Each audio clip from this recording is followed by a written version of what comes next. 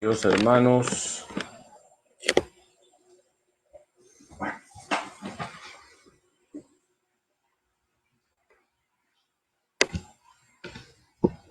buenas noches, se están conectando.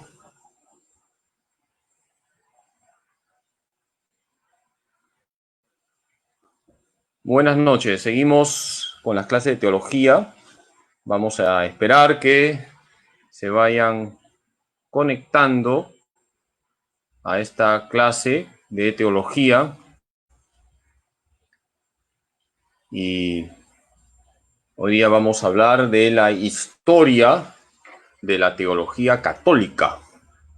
Vamos a hablar de la historia de la teología católica. Poco a poco vamos explicando lo que tiene que saber un laico como base de la teología, porque la teología es para todos, es una disciplina que puede ser enseñada a todos los bautizados, no solamente los sacerdotes, consagrados o consagradas. Bien, vamos a comenzar con una oración. Mi saludo, mi bendición para todos los que me están siguiendo. Ahí veo que también desde el Callao están siguiendo clases, Chimpún Callao. Encomendamos también a todas las personas de otras parroquias que están siguiendo este curso básico, el coquito de la teología. Bien, vamos a empezar con una oración.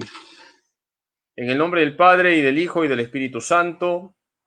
Señor Jesús, te damos gracias por este momento de formación que vamos a tener. Ayúdanos, Jesús, a conocerte más, para amarte más y servirte mejor. Y nos ponemos bajo la protección de María Santísima, nuestra Madre, sabiendo que ella siempre nos lleva hacia ti, único Salvador del mundo.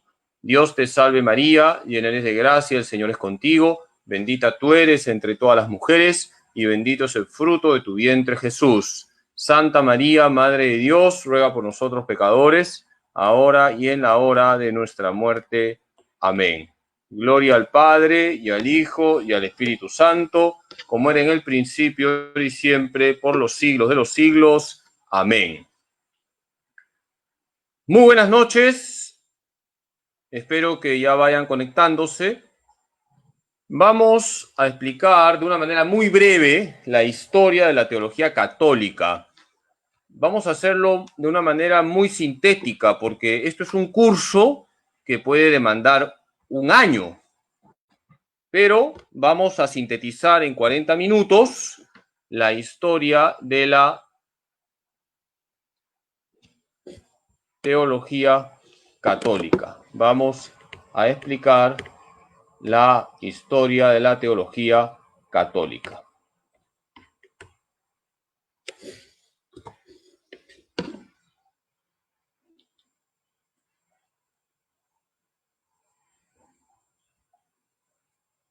Bien, pues vamos a empezar con esta pregunta. ¿A qué llamamos historia de la teología católica? Esta primera pregunta nos lleva a decir que estamos hablando del desarrollo de la teología por este mundo. Es decir, que la Iglesia, en su caminar por este mundo, ha ido haciendo teología, y cada etapa de la historia tiene su propia característica, y eso es lo que vamos a explicar en esta clase. ¿A qué llamamos historia de la teología católica? Al desarrollo de la teología católica a lo largo de su caminar por este mundo. Y esa teología católica tiene sus etapas. Y aquí están las etapas más importantes. Repito, este curso es largo, pero yo lo voy a sintetizar en 40 minutos. Así que va a haber una especie de Big Bang en sus cabezas, una concentración, y luego espero que no exploten sus cerebros. Hay etapas en la historia de la teología católica. Hay etapas. ¿Qué etapas? ¿Qué etapas podemos señalar en la historia de la teología católica? La teología de los padres, la teología monástica, la teología escolástica, la teología postridentina y la teología del siglo XIX y la teología del siglo XX.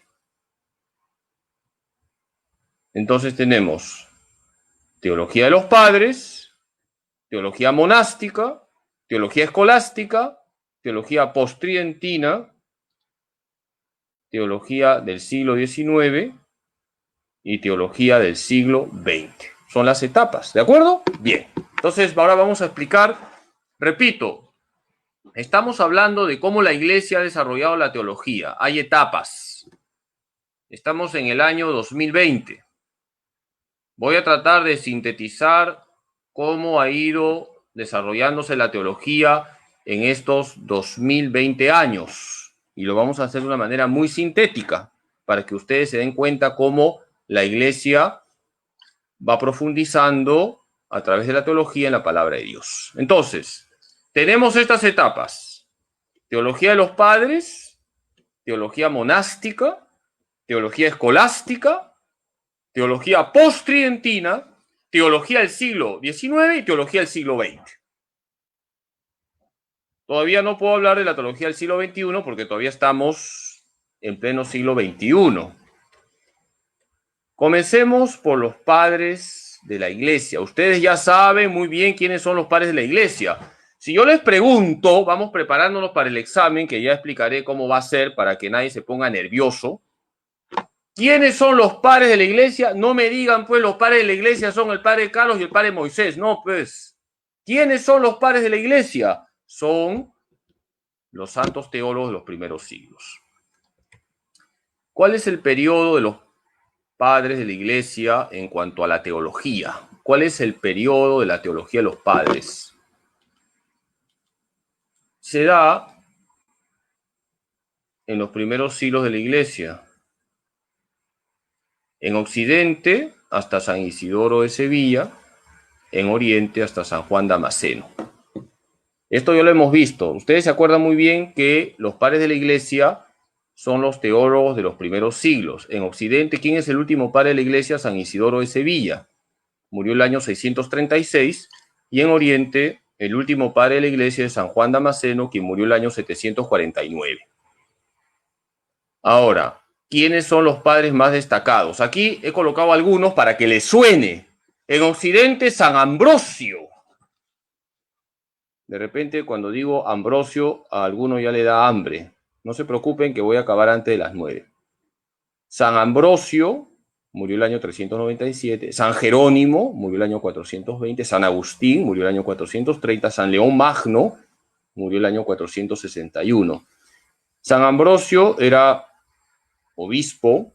San Jerónimo fue quien tradujo la Biblia al latín, o sea, tradujo del hebreo y del griego al latín. San Agustín, gran teólogo, y San León Magno fue papa. En el Oriente, San Atanasio, gran defensor de la divinidad de Jesús, murió el año 373. San Basilio, gran defensor de la divinidad del Espíritu Santo, murió el año 379. San Gregorio Nacianceno, gran teólogo, murió el año 390. San Gregorio de Niza murió el año 398. San Juan Crisóstomo, quizás el mejor predicador que ha tenido la Iglesia, murió el año 417. Estos son los padres de la Iglesia más destacados. Hay más, pero he colocado estos nombres para que a ustedes les suene. Ya les ha ido sonando seguramente San Ambrosio, San Jerónimo, San Agustín, San León Magno, San Atanasio, San Basilio, San Gregorio Nacianceno, San Gregorio de Niza, San Juan Crisóstomo. ¿Qué características tiene la teología de los padres? Profundiza en la Sagrada Escritura. Los padres de la Iglesia empiezan siempre con la Escritura. Remarca la centralidad de Cristo. Cristo es lo más importante. Enfatiza la presencia viva de Cristo en la Iglesia, sobre todo a través de los sacramentos. Entra en diálogo con la cultura del momento, pero para explicar la fe. Por eso la teología de los padres no pasa de moda.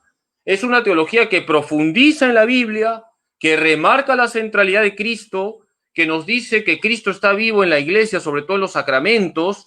A mí me gustaría escuchar qué dirían los padres en esta situación tan dolorosa que estamos viviendo, en que no podemos abrir las puertas de la iglesia. Me gustaría escuchar a San Ambrosio, obispo, a San Jerónimo, a San Agustín, ¿qué dirían?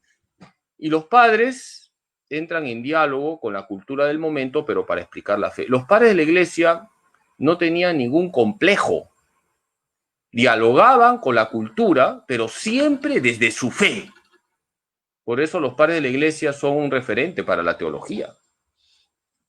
Repito, ¿qué características tiene la teología de los padres? Es una teología que profundiza en la Escritura, que remarca la centralidad de Cristo, que enfatiza la presencia viva de Cristo en la iglesia, sobre todo en los sacramentos, y es una teología que entra en diálogo con la cultura del momento, pero para explicar la fe. Los padres de la iglesia no tenían pelos en la lengua. Cuando había que denunciar, denunciaban. Fíjense lo que San Jerónimo afirmaba: desconocer la Escritura es desconocer a Cristo. Por eso, para conocer a Jesús, ¿qué debes leer? ¿Qué debes leer para conocer a Jesús? No me digan que Condorito. Debes leer la Escritura, sobre todo los Evangelios. San Ambrosio nos dice: oh Cristo, yo te encuentro en tus sacramentos. Más claro ni el agua. Oh Cristo, yo te encuentro en tus sacramentos.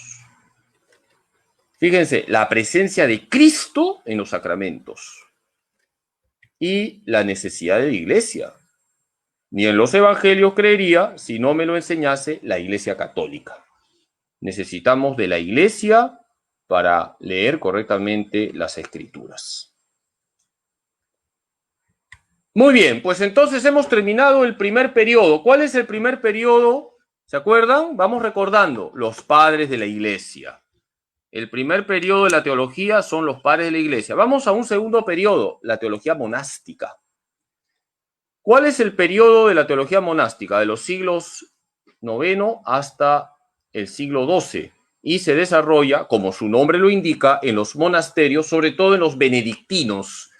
¿Quiénes son los benedictinos? Fueron fundados por San Benito. Acuérdense de la medalla que ustedes llevan para que el diablo no les ataque. Los benedictinos van a desarrollar en sus monasterios una teología que recibe el nombre de teología monástica. ¿Por qué monástica? Viene de monje, monasterios. Ahí vivían los monjes, sobre todo los benedictinos. ¿Quiénes son los representantes de la teología monástica? Tenemos a San Beda el Venerable y San Bernardo. San Beda el Venerable es también doctor de la iglesia, lo mismo que San Bernardo, pero ya no son padres de la iglesia porque ya no son de los primeros siglos. ¿Qué características tiene la teología monástica? Hace una lectura orante de la Sagrada Escritura. Ahí empieza la Lectio Divina. La Lectio Divina surge de los monasterios. Y en la Lectio Divina hay una teología, porque se trata de explicar la Escritura para ayudarnos a orar. Y se usa mucho el afecto, el corazón. La teología monástica usa mucho el sentimiento, lo cual está bien, porque nosotros no solamente tenemos inteligencia, voluntad, tenemos sentimientos. Por eso en la teología monástica, por un lado tenemos la lectura orante de la Biblia y por otro lado el uso del afecto, del sentimiento, de decirle a Jesús palabras llenas de cariño. Esto es algo que lo he colocado porque conecta con el Papa Francisco. San Beda el Venerable, comentando el llamado de Jesús a Leví. ¿Se acuerdan quién es Leví? ¿Quién me dice? ¿Quién es Leví? ¿Qué apóstol es Leví? Mateo. ¿Y qué era Mateo? ¿Se acuerdan? ¿Qué era Mateo? ¿Se acuerdan que era Mateo? ¿Qué era? ¿Cobrador de micros? No, era publicano. Y Jesús lo miró y lo llamó. San Beda el Venerable, cuando comenta este texto, dice, miserando atque leyendo, porque tuvo misericordia lo llamó. ¿Por qué Jesús llamó a Leví? Porque tuvo misericordia. Y este texto, miserando atque leyendo, es el lema episcopal de Jorge Mario Bergoglio, es decir, del Papa Francisco. Cuando se elige a un obispo y se lo consagra, el obispo debe elegir un lema episcopal. Ahí veo que dentro de los alumnos de teología está Nicolás. Cuando Nicolás sea ordenado obispo de Tangamandapio, tiene que elegir su lema episcopal.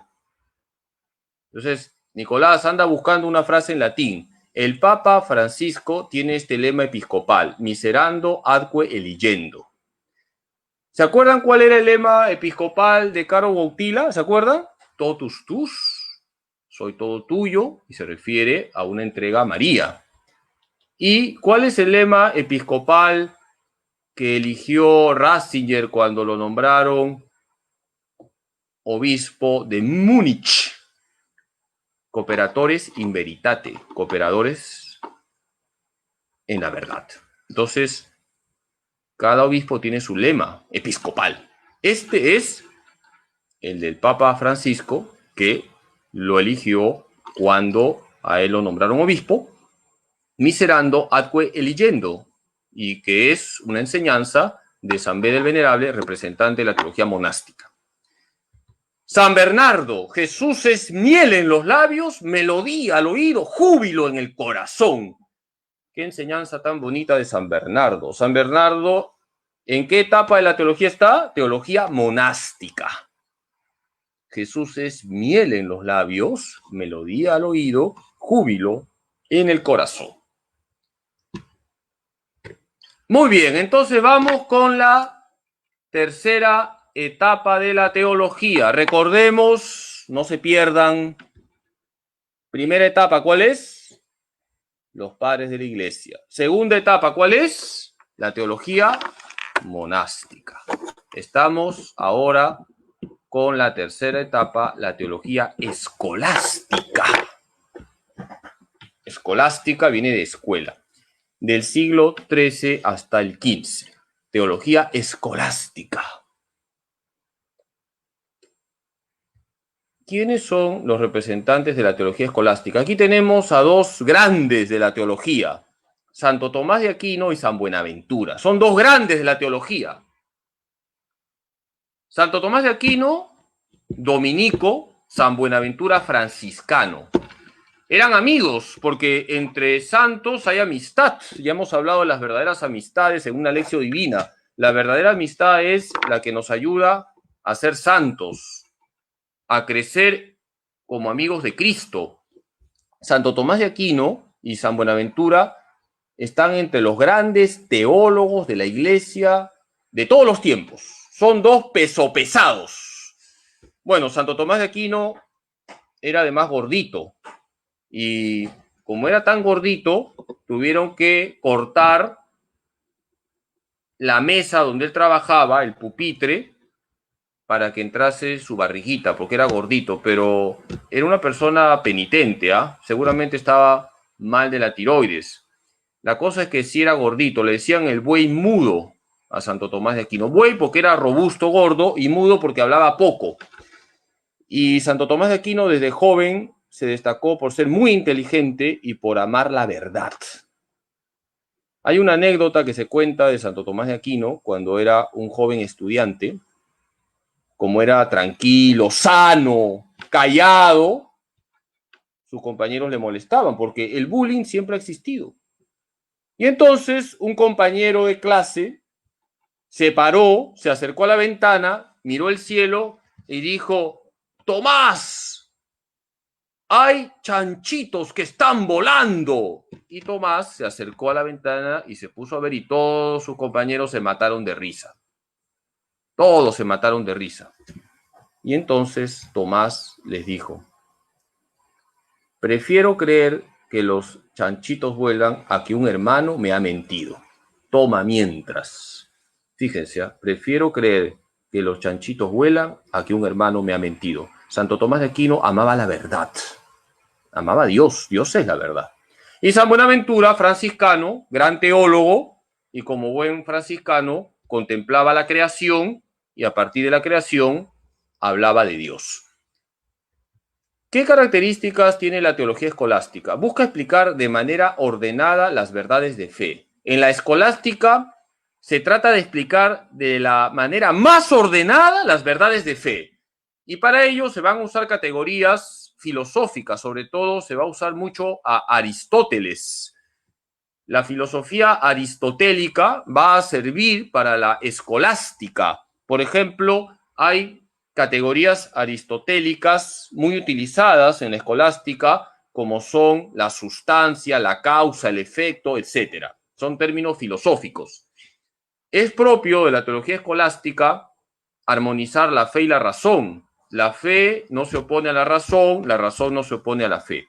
Y además, la teología se enseña en unos libros que se llaman sumas teológicas. Repito, ¿qué características tiene la teología escolástica? Trata de explicar de manera ordenada las verdades de fe. Los escolásticos son muy ordenados, son muy esquemáticos. Se usa mucho a Aristóteles, es decir, categorías aristotélicas, y se armoniza la fe y la razón, no hay oposición entre la fe y la razón, y la enseñanza de la teología se va a plasmar en unos libros que se llaman las sumas teológicas, siendo la mejor de todas la Suma Teológica de Santo Tomás de Aquino, que son varios libros. Ustedes seguramente se han dado cuenta que atrás mío hay un estante, tengo muchos libros, pues la Suma Teológica tiene que estar siempre presente en el estante de todo profesor de teología. Ahora, no es un libro chiquito y de pocas hojas. ¿Cómo se estructura la Suma Teológica de Santo Tomás de Aquino? En 3 partes. Dios, Suma Teológica 1, ahí están las siglas. La moral, Suma Teológica 2. Y Jesucristo, Suma Teológica 3. Si ustedes quieren conocer qué piensa Santo Tomás de Aquino sobre Dios, ¿a qué parte de la Suma Teológica van? A la 1. Y también en la 1, Santo Tomás de Aquino explica la creación, los ángeles. Si ustedes quieren conocer qué enseña Santo Tomás de Aquino sobre la moral, es decir, lo que es el pecado, la gracia, los mandamientos, van a la parte 2. Y si quieren conocer qué piensa Santo Tomás de Aquino sobre Jesucristo, van a la parte 3. Aquí tenemos la Suma Teológica de Santo Tomás de Aquino. Santo Tomás de Aquino enseña lo siguiente: la fe es un gusto anticipado del conocimiento que nos hará bienaventurados en la vida futura. Es decir, gracias a la fe, y por eso hay que cuidar la fe, nosotros anticipamos en cierta manera la vida eterna, porque la fe hace que yo me abandone en Dios, la fe hace que yo esté con Dios, y el cielo es estar con Dios. Por eso hay que cuidar la fe. Santo Tomás de Aquino fue un hombre de fe, y desde su fe escribía. Antes de escribir, ¿saben lo que hacía Santo Tomás de Aquino? Iba a la capilla y ponía su cabeza sobre el sagrario, y luego iba a escribir. Era un hombre de fe. San Buenaventura, franciscano, habla mucho de Dios creador y dice: Dios ha creado todas las cosas no para aumentar su gloria, sino para manifestarla y comunicarla. O sea, Dios crea no porque necesite la creación, sino para manifestar y comunicar su gloria, para mostrar su amor. A ver, vamos recordando. Primera etapa, ¿cuál es? ¿Se acuerdan? Los padres de la iglesia. Segunda etapa, ¿cuál es? La teología monástica. Tercera etapa, ¿cuál es? Teología escolástica. ¿Quiénes son los grandes teólogos de la escolástica? Santo Tomás de Aquino y San Buenaventura. Santo Tomás de Aquino, ¿de qué orden era? Era dominico. ¿Y San Buenaventura, de qué orden era? Franciscano. Vamos ahora a la teología postridentina. ¿Qué significa postridentino? Significa luego del Concilio de Trento. El Concilio de Trento se realizó entre los años 1545 y 1563. ¿Y por qué se convocó este concilio ecuménico? Ya hemos hablado de los concilios ecuménicos en la clase pasada. Porque apareció Martín Lutero con sus errores y la Iglesia tiene que enfrentarse a los errores del protestantismo. Y para ello se convocó este concilio. Y la teología que viene luego del Concilio de Trento es la teología post-tridentina, que se da durante los siglos XVII y XVIII. ¿Cuáles eran los errores de Lutero? Lutero decía, por ejemplo, la sola fe. La Iglesia Católica, y lo va a decir Trento, nos dice fe y obras. Lutero decía, solo Cristo, no María ni los santos. La Iglesia Católica nos dice, Cristo lo primero, nadie como Cristo. María nos lleva a Cristo, los santos nos llevan a Cristo, no hay por qué oponer. Lutero decía que Jesús no estaba presente en la Eucaristía. La Iglesia Católica en el Concilio de Trento con claridad dijo que Cristo está presente en la Eucaristía y que la Santa Misa es la actualización del sacrificio de Cristo, porque Lutero se tiró abajo la misa. Y de hecho los protestantes no tienen misa. Entonces, qué importante que es el Concilio de Trento, porque ahí se explicó con claridad la fe católica frente a los errores de Martín Lutero. ¿Quiénes son los representantes de la teología postridentina? En realidad, no vamos a tener grandes teólogos, como sí pasó en la escolástica, pero hay uno que destaca, San Roberto Belarmino.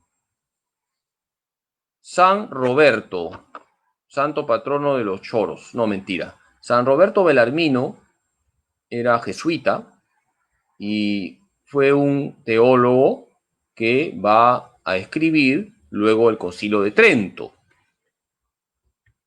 ¿Y qué características tiene la teología postridentina? Es una apologética. ¿Qué significa apologética? Que va a defender la fe frente a los errores del protestantismo. Y por eso la teología postridentina va a abordar los temas vapuleados por el protestantismo. ¿Y qué es lo que ahora ustedes escuchan de los hermanos evangélicos? No hay que pelearse, no hay que maltratar a nadie, pero sí hay que defender nuestra fe con cariño. Entonces, los protestantes, ya desde Martín Lutero, niegan que la Iglesia católica sea la verdadera Iglesia, niegan todos los sacramentos, se quedan solamente con el bautismo, inclusive en el matrimonio no está claro para ellos que es para toda la vida. Por supuesto que rechazan la confirmación, rechazan la confesión, rechazan la Eucaristía, la unción de los enfermos, el sacramento del orden. En el tema de la gracia, los protestantes dicen, solo gracia. La Iglesia Católica dice, un momentito, la gracia primero, pero tú tienes que colaborar. Está claro que los protestantes no acuden a María ni a los santos, nosotros sí. Entonces había que refutar los errores del protestantismo con textos de la Escritura y surge esa teología postridentina. La teología postridentina es una teología apologética. ¿Qué significa apologética? Defiende la fe. Y para ello hay que refutar aquello que los protestantes están negando de la fe católica. Por ejemplo, San Roberto Belarmino decía, la Iglesia es tan visible como la República de Venecia. ¿Por qué dice eso San Roberto Belarmino? Porque el protestantismo niega que la Iglesia tenga visibilidad. Para Lutero basta la fe. Y entonces no hay necesidad de hablar del Papa, de los obispos, los sacerdotes. Es decir, para el protestantismo no hay una dimensión visible de la Iglesia. En cambio, nosotros los católicos decimos, la Iglesia tiene una dimensión visible, ahí está el Papa, ahí están los obispos, los sacerdotes, está la jerarquía, pero también hay una dimensión invisible, la gracia, por ejemplo. Frente al hecho de que el protestantismo negaba la visibilidad de la Iglesia, San Roberto Belarmino indica, la Iglesia es tan visible como la República de Venecia, es decir, hay una jerarquía que yo puedo ver. El Papa, los obispos, hay una visibilidad en la Iglesia, aunque también hay que decirlo, hay una dimensión invisible, que es muy importante, y es lo más importante porque es la gracia que en otras palabras es la participación en la vida de Cristo, que no se ve. Bien, vamos al siglo XIX. Fíjense, ya hemos avanzado 1900 años, casi. Espero que no haya un Big Bang que explote en sus cabezas. En el siglo XIX no vamos a tener grandes teólogos porque, sobre todo, la teología se va a explicar en manuales que van a estar en latín. No hay grandes profundizaciones. Los manuales llevan el título de la asignatura que abordan. La teología se va explicando en diferentes temas. De Deo significa de Dios, de Cristo es el manual sobre Cristo, de Ecclesia, el manual sobre la iglesia, de Gracia, el manual sobre la gracia, de Deo Creatore, el manual sobre Dios creador, y de Novissimis, que es el curso que yo doy. De Novissimis es sobre los novísimos, el más allá, que se gana más acá, ¿no? Bien, pues en el siglo XIX la teología es una teología de manuales, manuales en latín, y así se enseña en todos los seminarios. Y entonces vamos al siglo XX. ¿Qué pasa en el siglo XX? Es importante distinguir antes y después del Concilio Vaticano II. El Concilio Vaticano II marca el siglo XX. Antes del Concilio Vaticano II, hablamos de una teología con unas características propias. Y luego del Concilio Vaticano II, hablamos de una teología con sus características propias. ¿Qué características tiene la teología antes del Concilio Vaticano II? Se enseñaba en manuales, eso ya venía del siglo XIX, pero van a surgir teólogos que renuevan la teología. Antes del Concilio Vaticano II van a surgir sobre todo teólogos jesuitas y dominicos, franceses, quienes van a buscar renovar la teología para que no se quede solamente en manuales.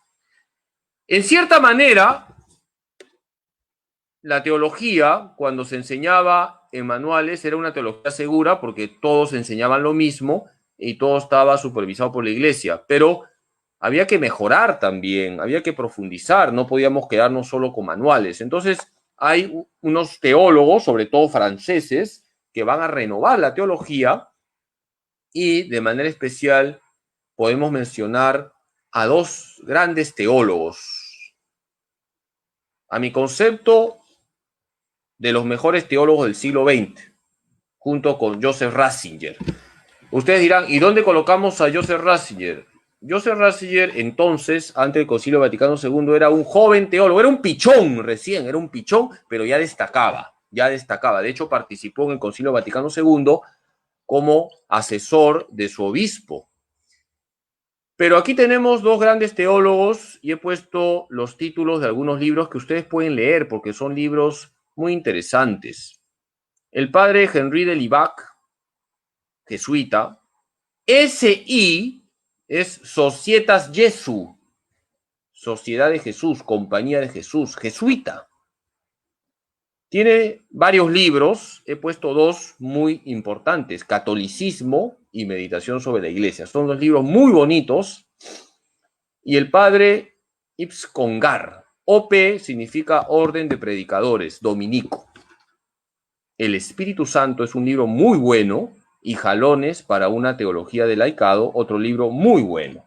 Entonces, vayamos a lo que les estoy señalando. ¿Qué pasaba antes del Vaticano II? Por un lado se enseñaban en manuales la teología, pero también van a surgir teólogos que van a comenzar a hacer una nueva teología que no estaba en los manuales y que va a significar una renovación. Está el padre Henri de Lubac y el padre Yves Congar. Henri de Libac, habría que pronunciar en francés. Henri de Libac. Gran amigo también de San Juan Pablo II. Henri de Libac, de Karol Wojtyla. Y el padre Congar, dominico, otro gran teólogo. ¿Y qué trajo consigo el Concilio Vaticano II para la teología? La renovación de los estudios teológicos y esto lo podemos ver en un documento del Vaticano II que es Optatam Totius. Optatam Totius. Este documento es el que nos habla sobre la formación de los candidatos al sacerdocio, y ahí se habló de la renovación de la teología. El Concilio Vaticano II, en un documento, Optatam Totius, habló de la renovación de la teología. ¿Qué dijo la Optatam Totius? Que la teología debe partir de la Sagrada Escritura, para luego ir recorriendo, comenzando por los padres de la Iglesia, el desarrollo de las verdades de fe tal como son celebradas en la liturgia y vividas en la Iglesia. Es decir, lo que yo les he explicado ya en clases pasadas. Empezamos con la Biblia, estudiamos la Biblia en la tradición, lo cual me lleva a la liturgia, a los padres, los santos, y luego el magisterio. Es decir, la teología tiene que partir de la Biblia, pero la Biblia leída en la Iglesia. Vamos a ver brevemente el número 16 de este documento Optatam Totius. En la Optatam Totius número 16 se dice que las disciplinas teológicas han de enseñarse a la luz de la fe y bajo la guía del magisterio de la Iglesia. Esto es muy importante. El teólogo no puede decir cualquier tontería. Tiene que ser obediente al magisterio de la Iglesia. Tiene que ser fiel a la doctrina católica de la divina revelación.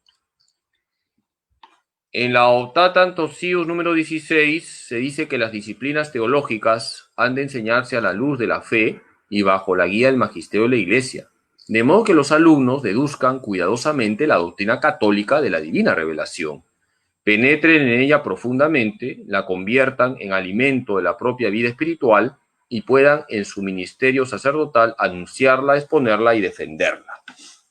Claro, aquí se está hablando sobre todo aplicando esto para los sacerdotes, pero también se aplica a ustedes los laicos.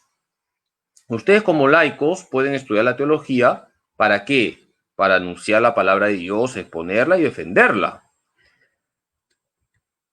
Dice, fórmense con diligencia, especialmente los alumnos, en el estudio de la Sagrada Escritura, que debe ser como el alma de toda la teología. Esto es muy importante. Lo primero es la Escritura. Por eso hay que partir siempre de la Biblia, hay que leer la Biblia, hay que leer en primer lugar los evangelios, porque desde Cristo se ilumina toda la Biblia. Una vez antepuesta una introducción conveniente, iníciense con cuidado en el método de la exégesis. Ya hemos hablado en el vocabulario teológico, ¿se acuerdan esa clase donde terminaron con dolor de cabeza? ¿Qué es exégesis? Interpretación. Hay que estudiar los métodos de interpretación. Estudien los temas más importantes de la divina revelación, y en la lectura diaria y en la meditación de las Sagradas Escrituras reciban su estímulo y su alimento. Sigamos leyendo este número 16 de la Optatam Totius. Ordénese la teología dogmática de forma que ante todo se propongan los temas bíblicos, es decir, primero la Biblia. Expóngase luego a los alumnos la contribución que los padres de la Iglesia de Oriente y de Occidente han aportado en la fiel transmisión y comprensión de cada una de las verdades de la revelación y la historia posterior del dogma, considerada incluso en la relación con la historia general de la Iglesia. Bien, vamos a explicar brevemente esto para que no les suene demasiado denso. Cuando uno hace teología, ya lo hemos dicho, ustedes ya son casi teólogos, primero se empieza por la Biblia, pero la Biblia no está flotando. Acuérdense del ejemplo del pan y el horno. Hay un horno, el horno es la tradición, y eso me lleva a los padres de la Iglesia. Hay que leer la Biblia tal como los padres de la Iglesia la han abordado. Hay que considerar la contribución de los padres de la Iglesia, tanto de Oriente como de Occidente. Y luego cómo se ha ido desarrollando el estudio de esa verdad a lo largo de la historia de la Iglesia. Aprendan luego los alumnos a ilustrar los misterios de la salvación cuanto más puedan y comprenderlos más profundamente y observar sus mutuas relaciones por medio de la especulación siguiendo las enseñanzas de Santo Tomás. Fíjense a qué teólogo se pone como modelo: a Santo Tomás de Aquino. Porque Santo Tomás de Aquino fue un teólogo que en primer lugar rezaba, era un hombre de fe, Antes de escribir se ponía de rodillas, porque la teología se hace de rodillas. Y además Santo Tomás era un hombre que amaba a Cristo, que amaba a la iglesia y utilizaba su razón. Hay que usar la razón, pero iluminada por la fe. Por eso Santo Tomás de Aquino es grande, porque él pensaba dejándose iluminar por la fe. Y por eso profundizaba, relacionaba diferentes elementos y de ahí salió la Suma Teológica. ¿Se acuerdan cuántas partes tiene la Suma Teológica? ¿Se acuerdan o no se acuerdan ya? 3 partes: Dios, la moral y Jesucristo.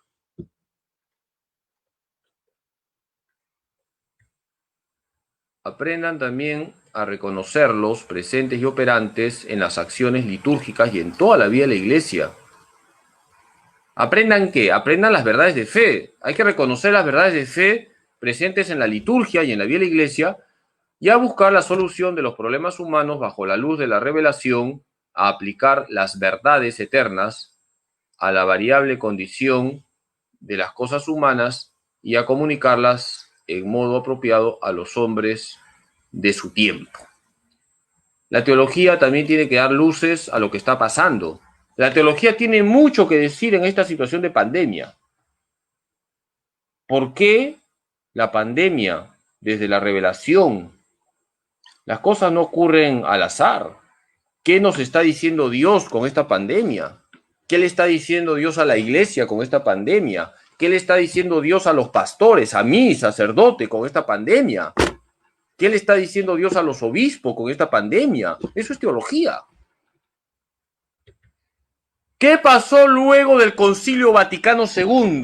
Hubo luces y sombras en la teología. ¿Se acuerdan de esa plaza de toros, luz y sombra? Hubo luces y sombras en la teología. Hubo aspectos buenos, y de hecho hay aspectos buenos, y también ha habido aspectos malos, sombras en la teología. Sol y sombra, luces y sombras. Se cuenta que un torero llegó a una plaza de toros y al toro lo mató, pero no porque hizo una buena faena, sino que lo llevó de luz a sombra, de luz a sombra, de luz a sombra, de luz a sombra, y lo mató de un resfriado. En la teología también hay resfriados cuando no le hacemos caso al magisterio. Vamos a ver qué luces han habido en la teología luego del Vaticano II. La teología se volvió más bíblica y se recuperaron a los padres de la iglesia, cosa que se había perdido en el siglo XIX y en parte del siglo XX. La teología se ha vuelto más bíblica. Muchos laicos han comenzado a tener estudios bíblicos, lo cual está muy bien. También se han estudiado mejor a los padres de la iglesia. También es importante que la teología se preocupa más de los problemas que hay en el mundo. No es una teología desencarnada, es lo que se llama la teología de las realidades temporales, es decir, hay una teología del trabajo, hay una teología de la familia, una teología del matrimonio, una teología de la política, una teología sobre diferentes realidades. Y eso está bien, porque la palabra de Dios ilumina la política, ilumina la cultura, ilumina la familia, ilumina el matrimonio, ilumina el deporte. También uno puede hacer teología del deporte. ¿Qué nos dice la palabra de Dios sobre el deporte? Habría que investigar. Ya les dejo la tarea, ¿no? Hay teología de la cocina, ¿no? O sea, contempla tu ceviche y piensa qué te está diciendo Dios. La teología consiste en reflexionar desde Dios en una realidad. Entonces la teología tiene mucho que decir sobre lo que pasa en el mundo, sabiendo que la teología parte de la palabra de Dios. Son las luces, una teología más bíblica, una teología que recupera a los padres de la iglesia, una teología que se preocupa más de los problemas que hay en el mundo. Pero lamentablemente también han habido sombras, y todavía hay, por si acaso, todavía hay. Surgen teologías que no armonizan con el magisterio. Y entonces aparece el disenso. ¿Qué es el disenso? El disenso es esa corriente promovida por teólogos que rechazan el magisterio. A Juan Pablo II, un grupo de teólogos le hizo la vida imposible. Eran los teólogos del disenso. A Benedicto XVI, un grupo de teólogos le hizo la vida imposible. Teólogos del disenso. En realidad, quien más sufrió, ¿saben quién fue? San Pablo VI. San Pablo VI sufrió mucho. Cuando él publicó una encíclica, La Humane Vitae, le criticaron muchos teólogos. Y en esa encíclica, La Humane Vitae, San Pablo VI habló del verdadero amor conyugal, el amor entre esposos. Y ahí dijo que no se pueden utilizar métodos anticonceptivos artificiales. Y le dieron de alma al pobre Papa San Pablo VI, le hicieron sufrir. El disenso es esa oposición al magisterio. ¿Qué teologías no armonizan con la fe de la Iglesia?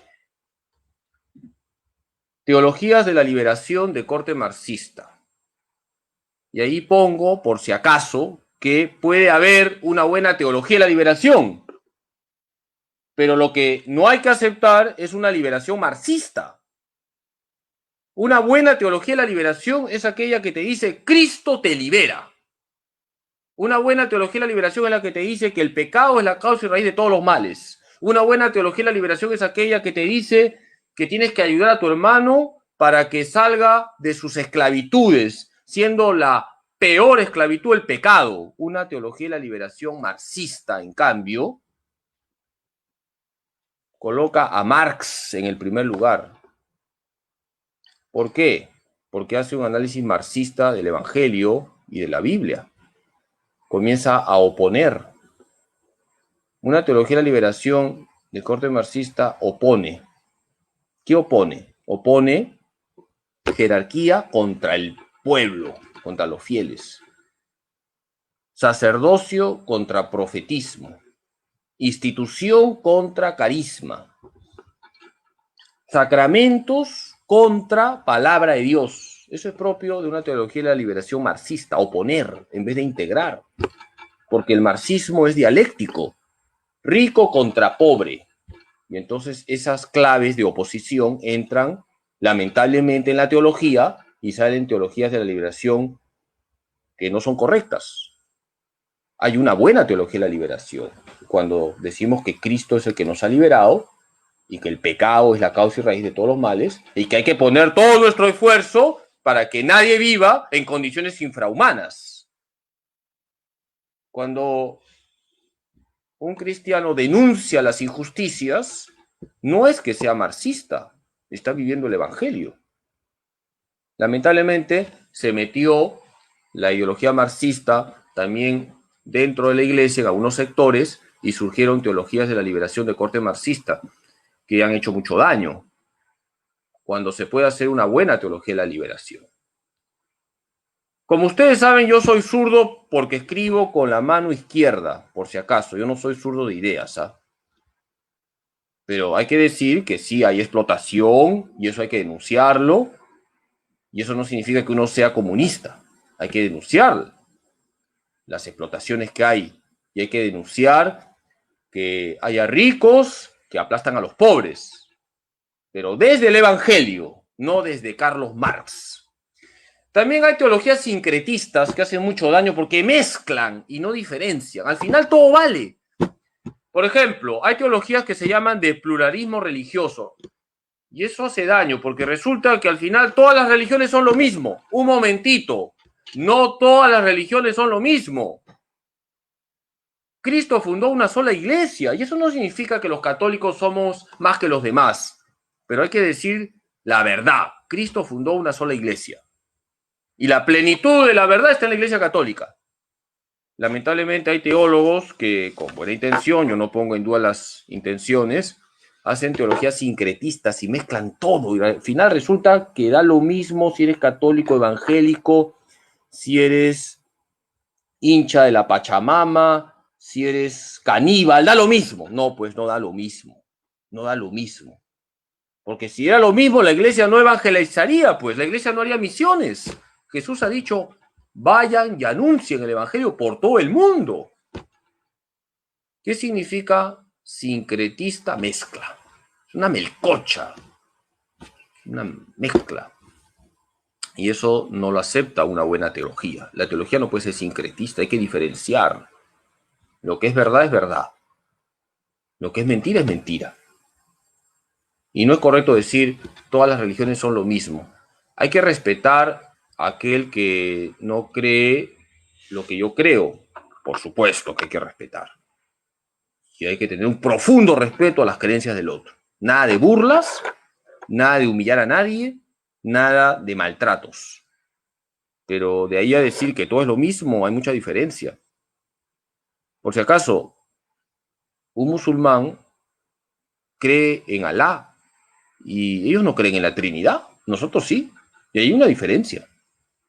Los judíos creen en Dios uno, pero no en Dios trino, hay una diferencia. Y con nuestros hermanos evangélicos hay una diferencia también, por poner un solo caso, en el tema de la Virgen María. María es nuestra madre, ellos no la consideran así.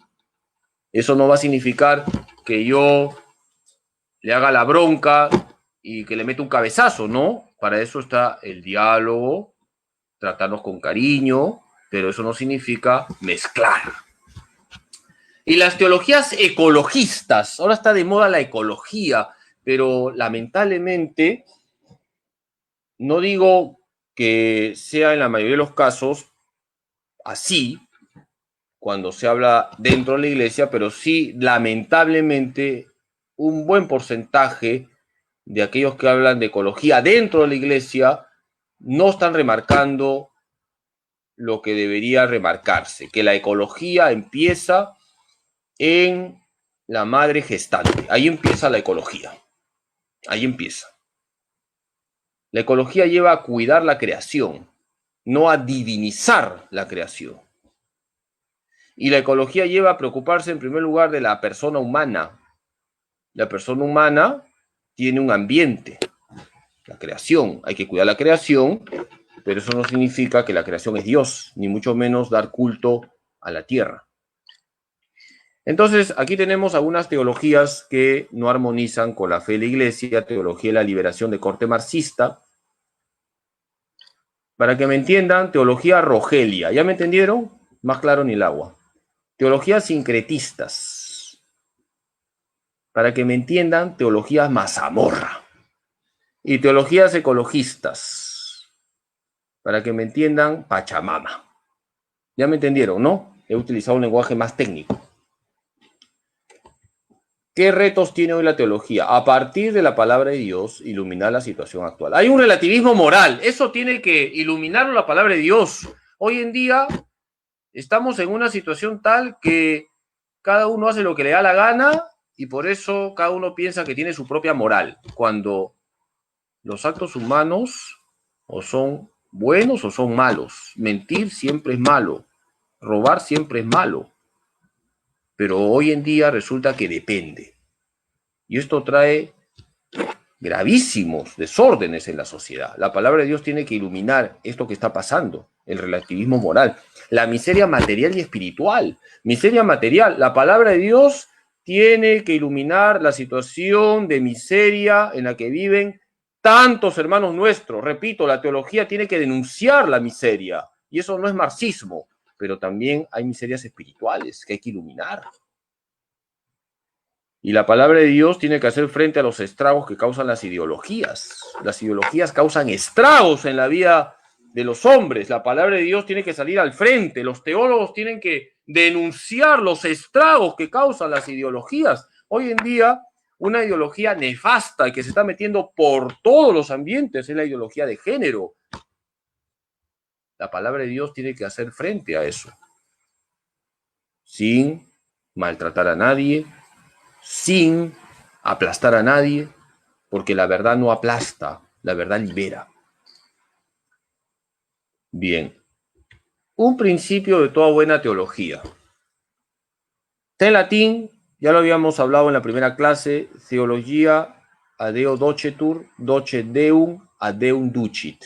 La teología es enseñada por Dios, es decir, empieza por la palabra de Dios, enseña a Dios, te enseña quién es Dios, qué hace Dios y te lleva a Dios. Este es un principio de toda buena teología. La teología es enseñada por Dios, porque lo primero es la palabra de Dios. Dios te habla.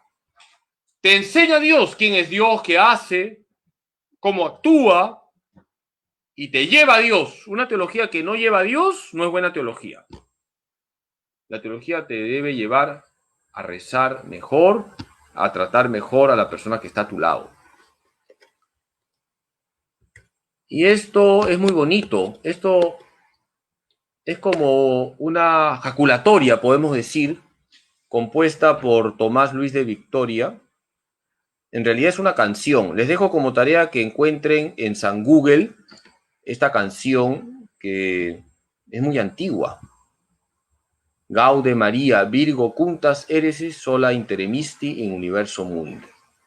Alégrate, oh María, tú sola has vencido todas las herejías del mundo. Un teólogo mariano no se va a desviar.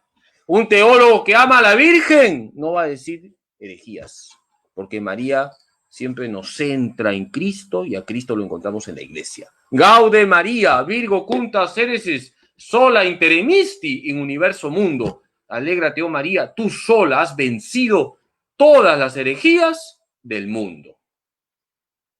Bien, hasta aquí la clase. Hemos subido ahora hasta...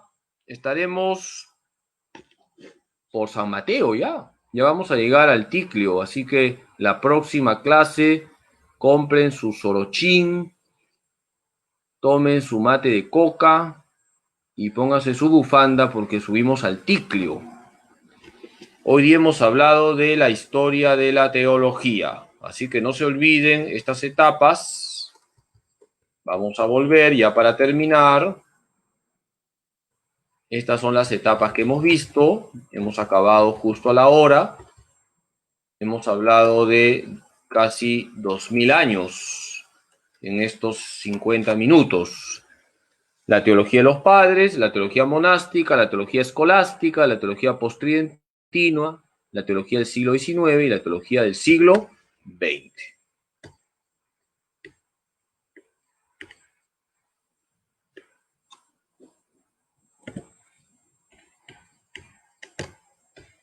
Bien, pues hemos terminado. Espero que a nadie le esté doliendo la cabeza. Todos los días rezo por ustedes. Hoy hemos hablado de la historia de la teología. Hay que seguir rezando, no dejemos de orar, no bajemos la guardia. Así que la próxima clase voy a hacer un repaso. La próxima clase quizás utilice el PowerPoint de los pobres, porque muchos me lo han pedido, son hinchas del PowerPoint de los pobres. Y ya les explicaré cómo va a ser el examen, que va a tener sus premios, sus regalos. Lo importante es que aprendan. Lo importante es que aprendan. Y bueno, si alguien piensa que hay algo que tiene que mejorarse, con toda paz me lo hace llegar, ¿no? Y si quieren quejarse, también pueden quejarse, pero no sé a quién, ¿no? Así que de repente busco a quien puedan quejarse. Bien, gracias, ánimo, rezo por ustedes. Vamos a terminar con una oración. En el nombre del Padre, del Hijo y del Espíritu Santo. Señor Jesús, gracias por este momento de formación. Ayúdanos a conocer más tu palabra para transmitirla con claridad y con nuestro testimonio de vida. Jesús, por intercesión de la Virgen, tu madre y nuestra madre, y de San José, ayúdanos a tener paz en el corazón y a comunicar tu evangelio de vida y amor. Tú que vives y reinas por los siglos de los siglos, el Señor esté con ustedes. La bendición de Dios Todopoderoso, Padre, Hijo y Espíritu Santo, descienda sobre ustedes y permanezca para siempre. Muchas gracias por su paciencia, valoro mucho que estén aquí y rezo por ustedes todos los días. Así que ya saben, este siervo inútil reza por ustedes, ustedes recen por mí. Que el Señor les bendiga, Dios Todopoderoso les bendiga en nombre del Padre, del Hijo y del Espíritu Santo. ¡Ánimo! ¡Firmes en la fe!